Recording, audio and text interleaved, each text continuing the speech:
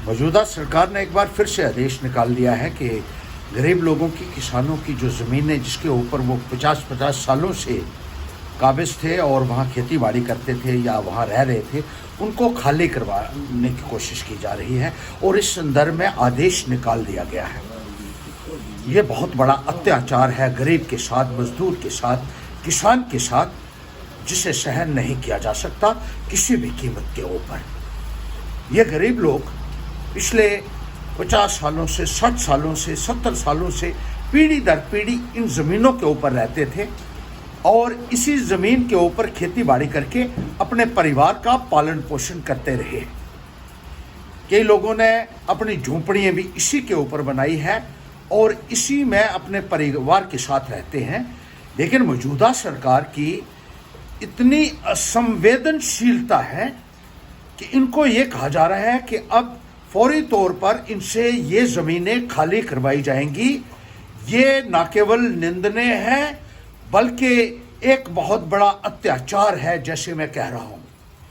जहाँ गरीबों की ज़मीनें खाली करवाई जा रही हैं, गरीब किसानों की ज़मीनें खाली करवाई जा रही है सरकार द्वारा, वहीं जो इनके मंत्री हैं, जो इनके विधायक हैं, जो इनकी पार्टी के बड़े बड़े अमीर लोग हैं, उन्होंने करोड़ों और अरबों रुपए की ज़मीनें शहरों के अंदर गैर कानूनी तरीके से कब्जा किया हुआ है और उनकी कोई पूछताछ नहीं हो रही है।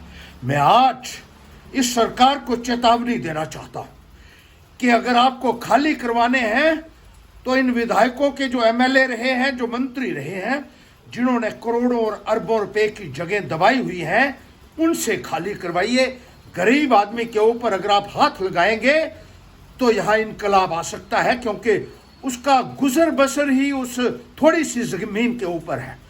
यहाँ बीजेपी के लोगों ने सरकारी जमीनों के ऊपर कब्जे किए हुए हैं, फॉरेस्ट लैंड्स के ऊपर कब्जे किए हुए हैं, जेडीए लैंड्स के ऊपर कब्जे किए हुए हैं, कस्बों में कब्जे किए हुए हैं और जंगलात की जमीनों के ऊपर कब्जे किए हुए हैं। उनको कोई नहीं पूछता है।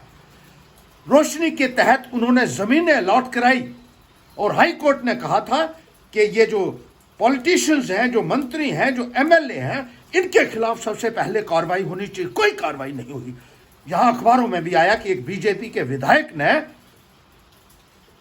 करोड़ों रुपए की जमीन जो है वो रोशनी के तहत उसके ऊपर कब्जा किया हुआ था।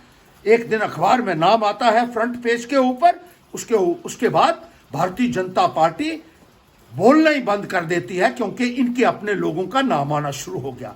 एक और विधायक था जो पैंथर पार्टी में था, उसने सुमरोली के इलाके में करोड़ों रुपए की जमीन अपने भाई के नाम कब्जा किया हुआ था। वहीं एक शराब का ठेका भी उसने खोला हुआ है और करोड़ों रुपए की जमीन वहां दबाई हुई है। यहां शहर के अंदर उसी विधायक ने ग्रीन जोन में अपना बंगला बनाया हुआ है। इंतजामिया सोया हुआ है, इंतजामिया उसके खिलाफ कोई कार्रवाई नहीं करता है, लेकिन गरीब आदमी के ऊपर लाठी चलाने की बात की जा रही है, बुलडोजर चलाने की बात की जा रही है। मैं कोई भी कुर्बानी दे सकता हूं गरीब आदमी के लिए। आप लुटेरे हैं, भारतीय जनता पार्टी वाले, आप लूट रहे हैं गरीब आदमी को। उसके साथ जो जुल्म हो रहा है उसे हम किसी भी कीमत पर बर्दाश्त नहीं करेंगे। इसी तरीके से भारतीय जनता पार्टी के बाकी लोग जो हैं, एक जेडीए के किसी ने मिलिट्री की जमीन के ऊपर कब्जा किया हुआ है, आर्मी की जमीनों के ऊपर इन लोगों ने कब्जे किए हुए हैं, बड़े बड़े बंगले बनाए हैं, सरकारी बंगलों के ऊपर आप लोगों ने कब्जे किए हुए हैं, जिनकी करोड़ों रुपए कीमत है। ना उसका किराया देते हैं, ना बिजली का किराया देते हैं, और गरीब आदमी को कहते हैं कि आपने थोड़ी थोड़ी जगह जिसके ऊपर गुजर बसर आप करते हैं वो खाली कर दीजिए।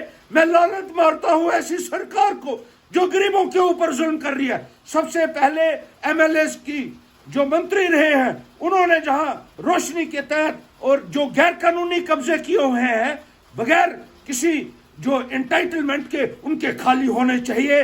यह सरकार को मैं चेताना चाहता हूं और मैं कुर्बानी अपनी जान की दे सकता हूं गरीब के लिए। मैं ये कहना चाहता हूं।